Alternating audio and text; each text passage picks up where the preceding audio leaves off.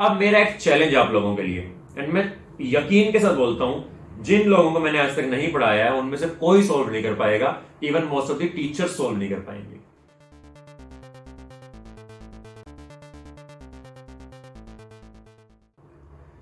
Hello everyone, I am doctor Abhinav Pawar, MBBS from AIIMS New Delhi and gold medalist Indian national biology olympiad. तो पिछली कुछ videos से हम लोग बायो के वो ट्रिकी टॉपिक्स देख रहे हैं जो काफी important exam point of view से, बट उनको समझना भी उतना ही मुश्किल है।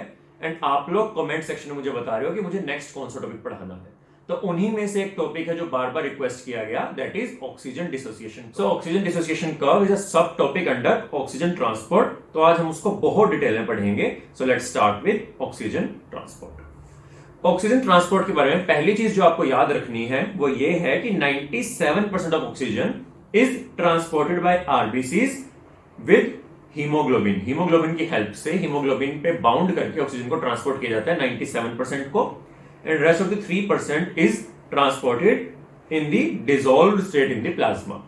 अब हीमोग्लोबिन ऑक्सीजन के साथ बाइंड करके बनाता है ऑक्सी हीमोग्लोबिन, और यही है ऑक्सीजन को ट्रांसपोर्ट करने का main form, that is oxy haemoglobin.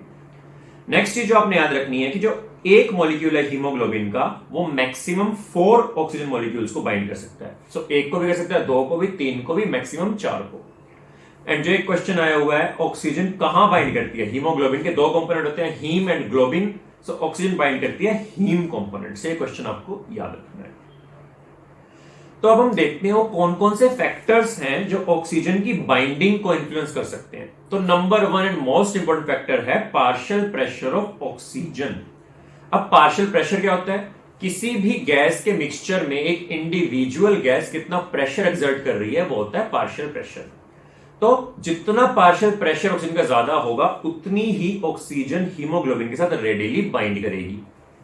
दूसरा उतना ही इंपॉर्टेंट फैक्टर है पार्शियल प्रेशर ऑफ CO2। यहां पे रिलेशन है इनवर्स। तो जितना PCO2 ज्यादा होगा ऑक्सीजन हीमोग्लोबिन के साथ उतनी कम बाइंड करेगी, PCO2 जितना कम होगा ऑक्सीजन उतनी ज्यादा बाइंड करेगी। सिमिलरली तीसरा फैक्टर है H+ आयंस।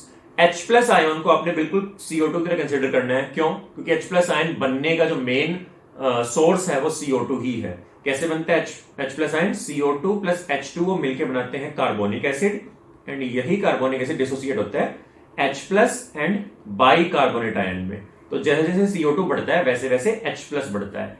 सो ऑब्वियसली बात है CO2 के जैसे ही H+ का भी इफेक्ट होगा, तो H+ के साथ भी O2 की जो बाइंडिंग है हीमोग्लोबिन के साथ वो इनवर्सली रिलेटेड है। तो जितना H+ ज्यादा होगा मतलब pH जितना कम होगा ऑक्सीजन उतनी कम बाइंड करेगी, एंड pH जितना ज्यादा होगा या H+ जितना कम होगा ऑक्सीजन उतनी ज्यादा बाइंड करेगी। एंड फोर्थ फैक्टर जो आपने याद रखना है वो है टेम्परेचर। टेम्परेचर के साथ भी ऑक्सीजन की बाइंडिंग का इनवर्स रिलेशन है। सो हायर टेम्परेचर में कम ऑक्सीजन बाइंड करती है। ये चारों फैक्टर याद करने क्यों जरूरी है? एक चीज समझाता हूं, आपने केमिस्ट्री या फिजिक्स में पढ़ा होगा बट आपने आज यहां पे आज तक लगाया नहीं होगा उसको। आज आप लगाओगे उस कॉन्सेप्ट को। क्या कॉन्सेप्ट है कि अगर कोई चीज, कोई भी दो जो प्रॉपर्टीज हैं, अगर वो डायरेक्टली प्रोपोर्शन के रिलेशन में होते हैं तो उनका जो ग्राफ आता है वो ऐसे स्ट्रेट लाइन आता है, या तो ऐसे या फिर इसी की तरह स्ट्रेट लाइन आएगा। भाई जैसे जैसे A बढ़ रहा है वैसे वैसे B बढ़ेगा। डायरेक्टली प्रोपोर्शनल का मतलब ये होता है कि जितना एक बढ़ेगा उसी अमाउंट में दूसरा बढ़ेगा। लेकिन अगर आपने ऑक्सीजन और पार्शियल प्रेशर ऑफ ऑक्सीजन और हीमोग्लोबिन की जो बाइंडिंग है जिसको हम सैचुरेशन भी बोल देते हैं उसका ग्राफ देखा होगा तो आपने ध्यान दिया होगा कि ये ग्राफ स्ट्रेट लाइन नहीं है। अगर तो ये सीधा सीधा PO2 के साथ ही इसका रिलेशन होता, अगर जो आपका पार्शियल प्रेशर है ऑक्सीजन का अगर सिर्फ वो इन्फ्लुएंस कर रहा होता परसेंटेज सैचुरेशन को, तो आपका ग्राफ बिल्कुल स्ट्रेट लाइन आना था। लेकिन ग्राफ स्ट्रेट लाइन नहीं है। वीडियो को पॉज करो और यहीं पे दिमाग लगाओ ग्राफ स्ट्रेट लाइन क्यों नहीं है। जब आप रेडी हो आंसर के साथ तब वीडियो प्ले करना, ठीक है? चलो, तो हमने पढ़ा अब तक कि जो ग्राफ है वो स्ट्रेट लाइन क्यों नहीं है। पार्शियल प्रेशर के साथ अगर डायरेक्टली रिलेशन होता तो ग्राफ स्ट्रेट लाइन होता, बट हमने ऊपर देखा है कि ऑक्सीजन के अलावा और भी फैक्टर्स हैं जो बाइंडिंग को इन्फ्लुएंस करते हैं, जैसे कि CO2, H+ and temperature. In factors की वजह से जो एक्चुअल शेप आती है कर्व की वो सिग्मोइड हो जाती है स्ट्रेट की जगह। तो अगर क्वेश्चन आ जाए सिग्मोइड कर्व क्यों है ऑक्सीजन डिसोसिएशन कर्व में, that is due to PCO2 H+ and temperature. बहुत इंपॉर्टेंट है ये, क्यों देखते हैं। तो ग्राफ अगर बॉडी में आपको कोई भी पढ़ना है ना, हमेशा अपने नेचुरल स्टेट से पढ़ के, जो नॉर्मल फिजियोलॉजिकल स्टेट होती है उससे स्टार्ट करना है और फिर एबनॉर्मल की तरफ जाना है। तो नेचुरल स्टेट में आपकी बॉडी में जो हीमोग्लोबिन होता है, जो हीमोग्लोबिन की सैचुरेशन होती है, अच्छा सैचुरेशन का मतलब क्या है यहाँ पे, बेसिकली कितना हीमोग्लोबिन ऑक्सीजन के साथ सैचुरेटेड है। हमने ऊपर पढ़ा था कि 1 हीमोग्लोबिन पे मैक्सिमम कितनी हो सकती है, 4 O2 हो सकती है। तो अगर आपके ब्लड के सारे हीमोग्लोबिन मॉलिक्यूल्स पे, हर एक हीमोग्लोबिन मॉलिक्यूल में पूरी 4 ऑक्सीजन के मॉलिक्यूल लगे हुए हैं, तब हम बोलते हैं कि ब्लड या हीमोग्लोबिन 100% सैचुरेटेड है। सो 100% सैचुरेशन का ये मतलब है। 75% का क्या मतलब होगा कि सारे हीमोग्लोबिन पे 3 ऑक्सीजन लगे हुए हैं, या फिर कुछ पे 4, कुछ पे 3, कुछ पे 2, कुछ पे 1, नेट जो है वो 75% है। समझ रहे हो, सैचुरेशन का मतलब ये है। सैचुरेशन और कहीं सुनी है? पक्का सुना होगा पर आपने ऐसे रिलेट नहीं किया होगा।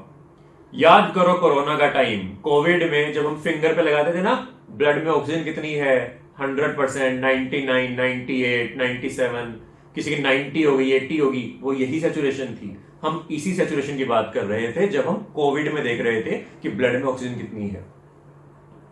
तो अगर हम नॉर्मल स्टेट में देखें, नॉर्मल स्टेट में एनसीईआरटी ऊपर जो ग्राफ है इस कर्व से जस्ट पहले एक टेबल दी हुई है, पार्शियल प्रेशर दिया हुआ अलग अलग जगह पे, तो वहां पे ऑक्सीजनेटेड ब्लड में देखना PO2 कितना है। PO2 देखोगे आप 95 मिलीमीटर ऑफ मर्करी है। तो अगर हम 95, यहां पे आएगा 95। नॉर्मल स्टेट में अगर हम देखें 95 पे कितनी सैचुरेशन है, एग्जैक्टली 100% के अराउंड सैचुरेशन है आपके ब्लड में। ठीक है, तो नॉर्मल स्टेट में saturation should be over and above 95%, 95 या उससे ऊपर नॉर्मल है। तो अगर अब इमेजिन करो कि हम ऑक्सीजन कम करते जा रहे हैं, ऑक्सीजन कम कैसे होती है, सबसे इंपॉर्टेंट जो सबसे कॉमन तरीका है वो है ऑल्टीट्यूड बढ़ाना, कि जैसे जैसे आप ऊपर जाते हो पहाड़ों पे, ऑक्सीजन जो बाहर है एटमॉस्फेयर में कम होती रहती है, ऑक्सीजन का कंटेंट कम होता है। तो अगर हम इमेजिन करते हैं कि चलो हम ट्रिप पे चलते हैं, दिल्ली से चलते हैं, हम घूमने चलते हैं, ठीक है, लद्दाख चलते हैं। दिल्ली से लद्दाख जा रहे हैं, हम जा रहे हैं मनाली के रास्ते से। दिल्ली से मनाली गए, मनाली है अराउंड 2000 मीटर पे, ठीक है। ऑक्सीजन बहुत कम नहीं होगी, ठीक ठाक होगी, 85 के अराउंड ऑक्सीजन का पार्शियल प्रेशर होगा। देखो कितना है उस पे भी आपका ब्लड सैचुरेशन 98 से 99% होगा, कोई दिक्कत नहीं आएगी। आप कहते हो नहीं सर और घूमना हमने, तो हम लोग कहते हैं चलो भाई रोहतांग पास चलते हैं। रोहतांग पास है अराउंड 4000 मीटर पे, 4000 मीटर पे ऑक्सीजन और कम होगी। अब ऑक्सीजन हम कहते हैं कि 75 या 70 या इवन 65 के अराउंड है, तब भी आपकी बॉडी झेल लेगी। क्यों? अगर हम 70 लेते हैं, 70 पे भी आपकी जो सैचुरेशन है दैट इज स्टिल अराउंड 95%, यहां पे कोई दिक्कत नहीं होगी। पर आप कहते हो नहीं सर रोहतांग पास तक आगे, चलो लद्दाख चलते हैं। अब हम चलते हैं लेह।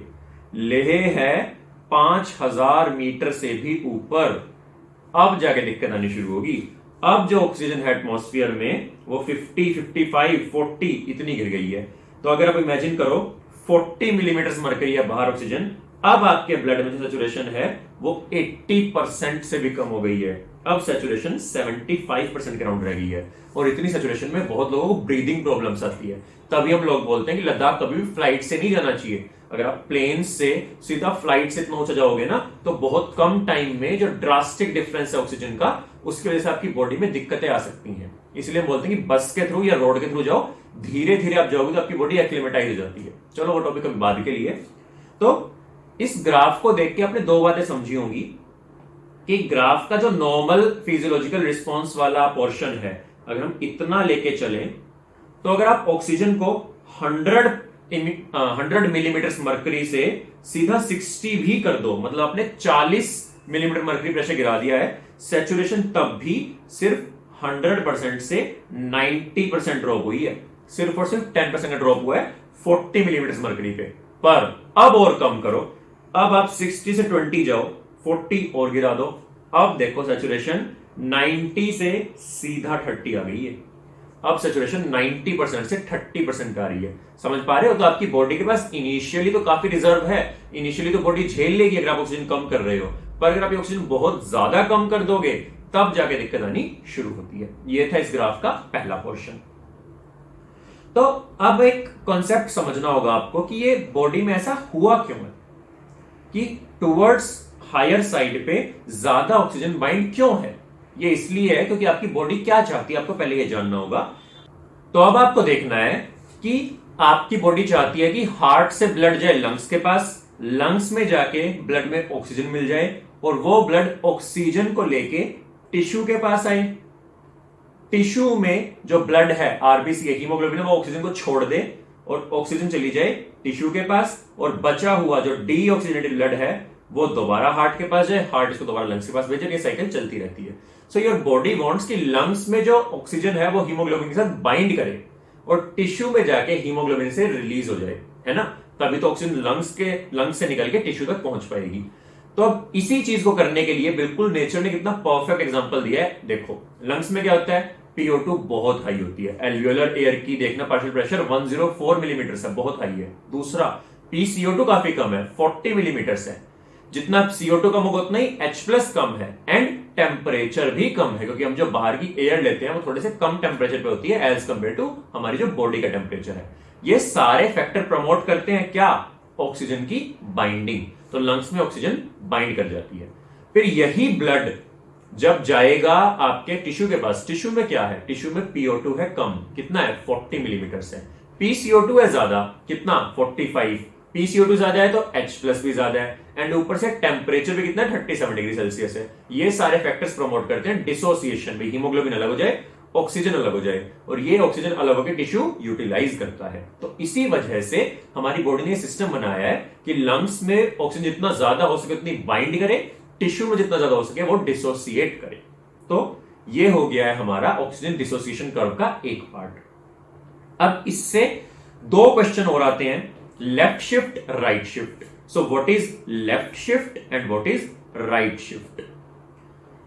तो सिंपल सरल शब्दों में जो भी फैक्टर्स इंफ्लुएंस करते हैं ऑक्सीजन की बाइंडिंग को अदर देन PO2, सो कौन कौन से होंगे, PCO2 होगा, H+ होगा, टेम्परेचर होगा। अगर हम उसका इफेक्ट देखेंगे एक कांस्टेंट PO2 पे, उसको हम बोलते हैं राइट शिफ्ट या लेफ्ट शिफ्ट। दोबारा समझो, समझ में नहीं आया अगर, कि आप क्या करो, आप पार्शियल प्रेशर ऑफ ऑक्सीजन को फिक्स कर दो। फॉर एग्जांपल मैंने पार्शियल प्रेशर ऑफ ऑक्सीजन को फिक्स कर दिया है कितने पे, 90 पे। या हम लेते हैं इजी अंडरस्टैंडिंग के लिए, पार्शियल प्रेशर ऑफ O2 को हम लोग फिक्स कर देते हैं 60 मिलीमीटर पे। 60 मिलीमीटर मरकरी पे हीमोग्लोबिन कितना नॉर्मली सैचुरेट होना चाहिए, नॉर्मली होना चाहिए अराउंड 90% सैचुरेटेड, 90% सैचुरेशन होनी चाहिए नॉर्मली। अब अगर ये सैचुरेशन ज्यादा है 90 से, मतलब कि ग्राफ जो है लेफ्ट में शिफ्ट हो रहा है। अगर ये सैचुरेशन कम है 90 से, मतलब ग्राफ राइट में शिफ्ट हो रहा है। भाई अगर 60 मिलीमीटर मरकरी पे सैचुरेशन 90 से बढ़ के 97 हो गई है तो ग्राफ क्या हुआ, ग्राफ ऊपर की तरफ और लेफ्ट की तरफ शिफ्ट हो गया है। वहीं अगर ये सैचुरेशन 60 पे ही 70% हो गई है, अब ग्राफ क्या हुआ है, ग्राफ नीचे की तरफ और राइट की तरफ शिफ्ट हो गया है। तो इसी को बोलते हैं लेफ्ट शिफ्ट, राइट शिफ्ट। तो ऑब्वियस सी बात है, राइट शिफ्ट कौन कराएगा, जो ऑक्सीजन की डिसोसिएशन को कम करा रहा है, सॉरी ऑक्सीजन की एसोसिएशन को, ऑक्सीजन की बाइंडिंग को कम करा रहा है। कौन कराता है, high H+, high CO2, high temperature. ये क्या कराएंगे, ग्राफ को राइट की तरफ शिफ्ट करा देंगे। वहीं जो भी फैक्टर्स प्रमोट कर रहे हैं बाइंडिंग, कौन कौन से थे, लो CO2, लो H+, लो टेम्परेचर, ये कराएंगे ग्राफ को लेफ्ट की तरफ शिफ्ट करा देंगे। इसको हम बोलते हैं लेफ्ट शिफ्ट। इसके अलावा एक बहुत स्पेशल केस होता है फीटल ब्लड का। जो फीटस है, फीटस को ऑक्सीजन कहां से मिलती है, मदर के ब्लड से। तो ऑब्वियस सी बात है, फीटस का जो हीमोग्लोबिन है, अगर वो ऑक्सीजन को ज्यादा जोर से चिपकाना चाहेगा अपने पास, तभी वो मदर के ब्लड से निकाल पाएगा ना। तो आपको इमेजिन करना है कि एक कपल है, मतलब दो लड़के हैं और एक लड़की है, दोनों लड़के इस लड़की से प्यार करते हैं। अभी लड़की किसके पास जाएगी, जो लड़का इसको ज्यादा प्यार करता है। तो जो हीमोग्लोबिन है फीटस का, वो बहुत ज्यादा प्यार करता है ऑक्सीजन को। तो वो क्या करता है, मदर के ब्लड से ऑक्सीजन को खींच के निकालता है और अपने साथ एसोसिएट कर लेता है। तो क्या कर रहा है, फीटल ब्लड भी एक्चुअली लेफ्ट शिफ्ट करवा रहा है, क्योंकि उसकी एफिनिटी ज्यादा है ऑक्सीजन से। इस वर्ड को हम बोलते हैं एफिनिटी। ठीक है, ये था लेफ्ट शिफ्ट, राइट शिफ्ट। अब मेरा एक चैलेंज आप लोगों के लिए, एंड मैं यकीन के साथ बोलता हूं जिन लोगों को मैंने आज तक नहीं पढ़ाया है उनमें से कोई सोल्व नहीं कर पाएगा, even most of the teachers solve नहीं कर पाएंगे। मेरा क्वेश्चन है कि एनसीईआरटी में एक लाइन है कि each 100 ml of oxygenated blood can deliver around 5 ml of oxygen under normal physiological conditions.